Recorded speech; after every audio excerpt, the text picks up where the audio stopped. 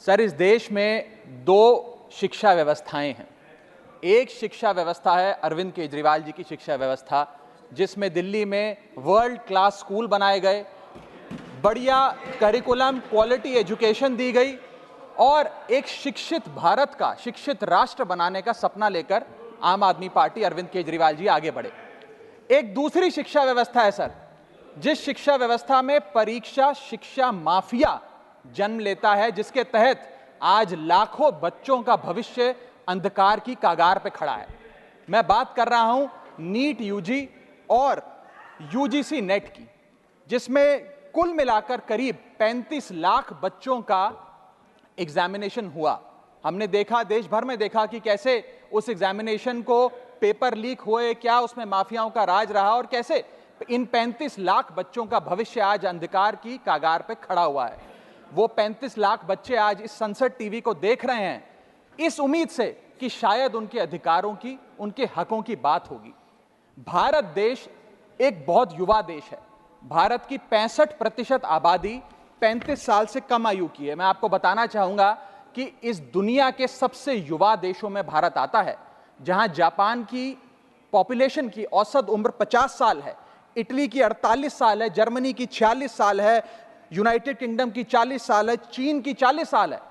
जहां विकसित देश बूढ़े होते जा रहे हैं, भारत देश जवान हो रहा है। भारत की औसत उम्र आज मात्र 29 साल है। लेकिन हमने इस युवा भारत के लिए किया क्या?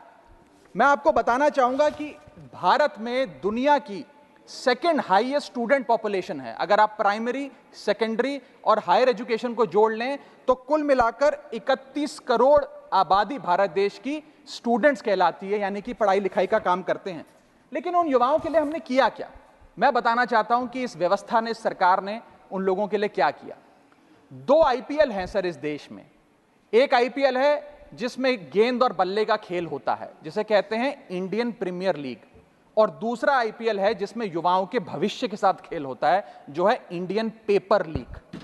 और आज मैं उसकी पूरी सूची लाया हूं कि कैसे युवाओं के भविष्य को सिक्योर करना तो छोड़िए, उसे बर्बाद करने का काम किया गया।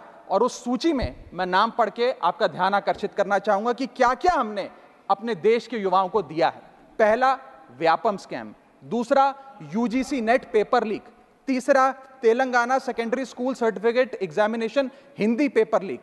Assam HSC LC general science paper leak. Uttar Pradesh लेखपाल recruitment exam paper leak. Rajasthan forest guard recruitment exam paper leak. Bihar public service commission exam paper leak. Gujarat head clerk exam paper leak. SSC CGL exam paper leak. UP TET exam paper leak. Rajasthan university paper leak. UP PSC paper leak. Maharashtra HSC exam chemistry paper leak. UP police constable qualifying exam paper leak. REET यानी कि Rajasthan eligibility examination for teachers paper leak. Haryana police constable exam paper leak. Himachal Pradesh police constable exam paper leak. Railway recruitment board group D exam paper leak. Orissa teacher eligibility test paper leak. Assam police recruitment exam paper leak. Bihar board का 10वीं कक्षा का भी examination paper leak. Telangana SSC exam paper leak. Karnataka SSC LC exam paper leak. Delhi university law entrance exam paper leak. Jamia Millia Islamia entrance exam paper leak. UP board exam mathematics और bio का paper leak.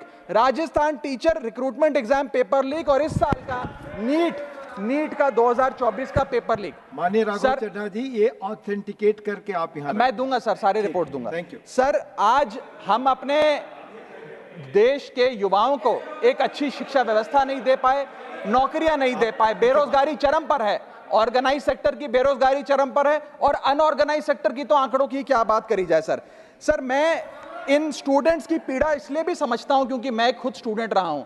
इस देश की सबसे one of the most competitive examination chartered accountancy को clear कर यहां पहुंचा हूं सर। मुझे पता है कि क्या पीड़ा होती है जब सालों की आपकी मेहनत पर पानी फिर जाए, क्योंकि एक एग्जामिनेशन, एक पेपर लीक हो जाता है। तब सिर्फ दिल नहीं टूटता, विद्यार्थी, एक इंसान पूरा टूट जाता है, उसका मनोबल टूट जाता है।